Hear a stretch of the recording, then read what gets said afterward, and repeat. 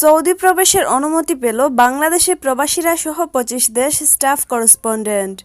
প্রিয় দর্শক শ্রোতা, সিলেটের ম্যাগাজিন ইউটিউব চ্যানেলের ভিডিও দেখার জন্য আপনাকে ধন্যবাদ জানাচ্ছি। ভিডিওটি ভালো লাগলে শেয়ার করুন আর আমাদের চ্যানেলটি সাবস্ক্রাইব করুন।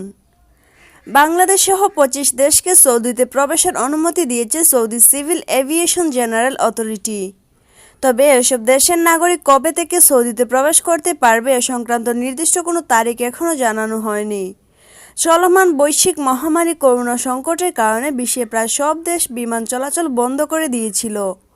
করোনার সংক্রমণ কমতে থাকলে বিভিন্ন দেশে সীমিত আকারে বিমান চলাচল শুরু করে।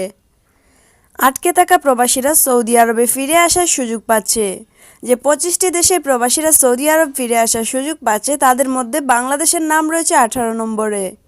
অন্য দেশগুলো হলো সংযুক্ত আরব আমিরাত, ওমান, বাহরাইন, লেবানন, কুয়েত, মিশর, তিউনিসিয়া, মরক্কো, চীন, England, Indonesia, France, Germany, Italy, Australia, তুরস্ক, গ্রিস, ফিলিপাইন, মালয়েশিয়া, দক্ষিণ আফ্রিকা, সুদান, ইথিওপিয়া, কেনিয়া ও নাইজেরিয়া। তবে বাংলাদেশের পার্শ্ববর্তী দেশ ভারত, পাকিস্তান, নেপাল ও শ্রীলঙ্কা সহ অন্যান্য দেশগুলো আপাতত এ সুযোগ পাচ্ছে না। বেশ কিছু শর্ত পূরণ করে ২৫টি দেশের নাগরিক সৌদি আরবে ফিরে যেতে পারবেন বলে জানা গেছে। শর্তগুলো হলো, সৌদি আরব ভ্রমণ করতে হলে সৌদি স্বাস্থ্য মন্ত্রণালয়ের ওয়েবসাইট থেকে একটি ফর্ম পূরণ করে তার মধ্যে বিস্তারিত তথ্য লিখে নিচে স্বাক্ষর করতে হবে এবং আসার সময় এয়ারপোর্টে স্বাস্থ্য মন্ত্রণালয়ের নির্ধারিত ডেস্কে জমা দিতে হবে।